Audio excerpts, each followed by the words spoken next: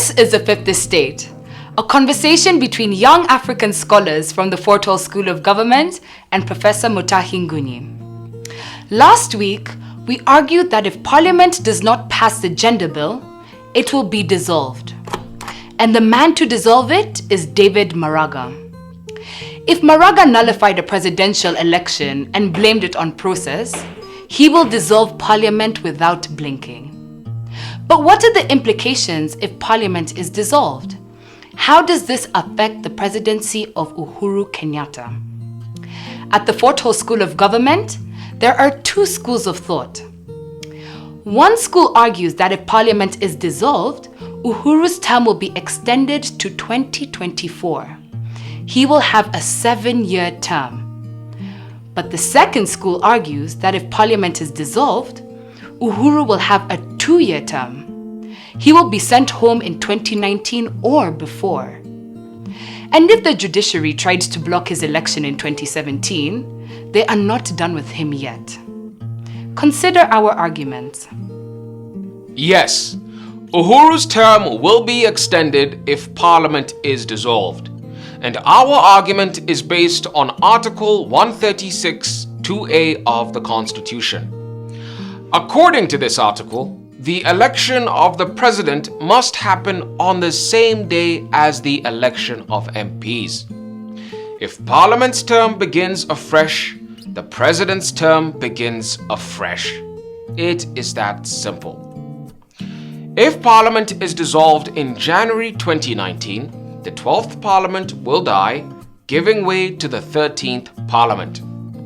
According to the Constitution, the new Parliament will begin a fresh term that will expire on the second Tuesday of August 2024.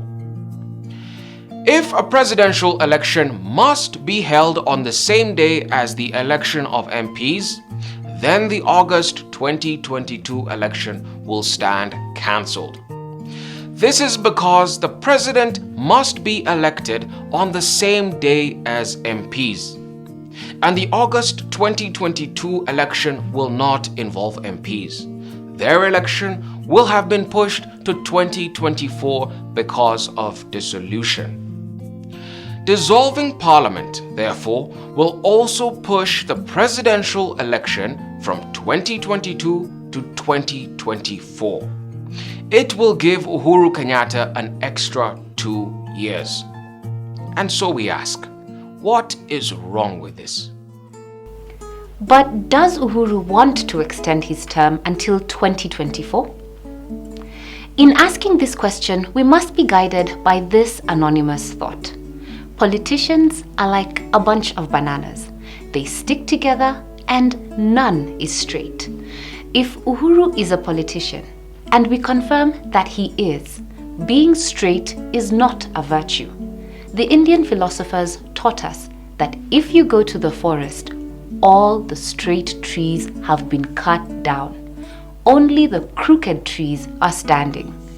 What are we saying here?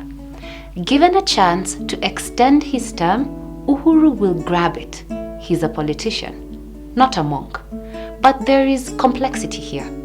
The Constitution gives Maraga powers to dissolve Parliament, but it does not give a timeline.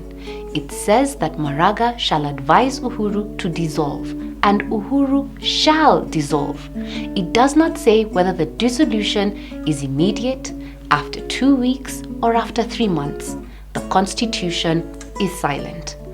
If Maraga instructs Uhuru to dissolve Parliament without a timeline, Uhuru can sit on the order until 2021. And if Uhuru dissolves Parliament in 2021, the presidential election will be pushed to 2026. Just like that. Now, we will flip the argument. Maybe Maraga will shorten Uhuru Kenyatta's term. Maybe he will force a presidential election with the dissolution of Parliament. I know it sounds crazy, but we could have an election in 2019. That is next year. And we say so because a banana tree does not give you bananas today, bananas tomorrow, and then oranges on the third day. If Maraga nullified Uhuru's election, he will not dissolve parliament to extend Uhuru's term. Zero. Uhuru has already arrested Mwilu, and he has told Maraga that he will revisit. There is no way the two can extend Uhuru's term through a judicial ruling. True to their character so far, the least we can expect from the Supreme Court is a decision against Uhuru. If a presidential election must be held on the same day as a parliamentary election, Maraga is likely to shorten Uhuru's term. When dissolving parliament, he can instruct that a parliamentary election must be held alongside a presidential election. And by extension, this would end Uhuru's presidency. Coming from the Supreme Court, Uhuru would have nowhere to appeal the Maraga decision. What are we saying here? If a parliamentary election must be held alongside a presidential election, dissolving parliament means two things. One, that the election of MPs and senators must wait until 2022 when the election of the president is scheduled. This is nothing but constitutional nonsense. It means that between the time parliament is dissolved and 2022, we will have no parliament. 2. Dissolving parliament means that the election of the president is rescheduled to be on the same day as that of parliament. Depending on Maraga's interpretation, the election of the president can be brought forward from 2022 to 2019, or whenever parliament is dissolved. But he can also order that the election is held on 2024 or 2026. From the Maraga history, he will dissolve parliament and order an election sooner than later.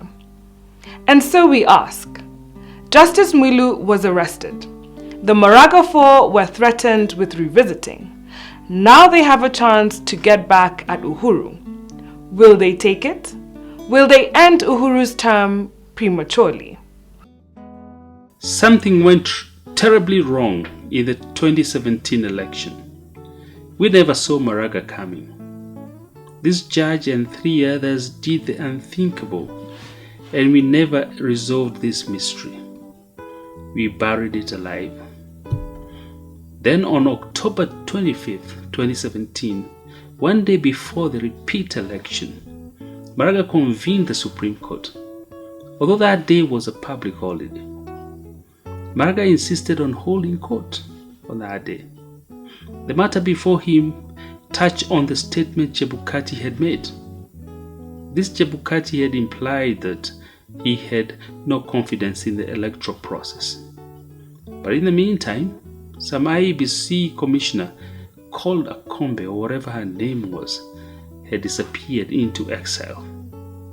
She had no confidence in the election. And with this evidence in the hands of Maraga, he convened the Supreme Court a day before the election. He was to rule on whether the repeat election on 26th of October should continue or not. And thank God there was no quorum. The matter died right there. Fast forward to today. If you give Maraga a petition to dissolve parliament and to cut short Uhuru's term, will he do it? If he nullified the election and entertained a petition to cancel the repeat election, will he do it? I support Uhuru Kenyatta, all right, but sometimes I worry about the political naivety around him. And now, our final thought. It is a story for Uhuru Kenyatta from the Decemberist uprising of 1825 in Russia. This rebellion was led by a rebel called Rylev. He was arrested and sentenced to hang. However, on the day of execution, there was a mechanical problem. The rope around his neck broke, and he fell to the ground. As he got to his feet, he yelled to the crowd saying, "In Russia, they cannot do anything right. They can't even make rope." In those days, a man saved like this was pardoned. But as the Tsar signed the pardon order, he asked if the rebel had said anything after this miracle. The messenger replied, "Sir, the rebel said that in Russia they don't even know how to make rope." "In that case," said the king, "let us prove him wrong." The king tore the pardon order, and the rebel was hung the next day. This time, the rope did not break. This is a lesson for Uhuru. He survived the Maraga coup of October 2017. The question, however, is this: will he survive the new Maraga coup? Will Uhuru revisit Maraga? Or will Maraga revisit Uhuru?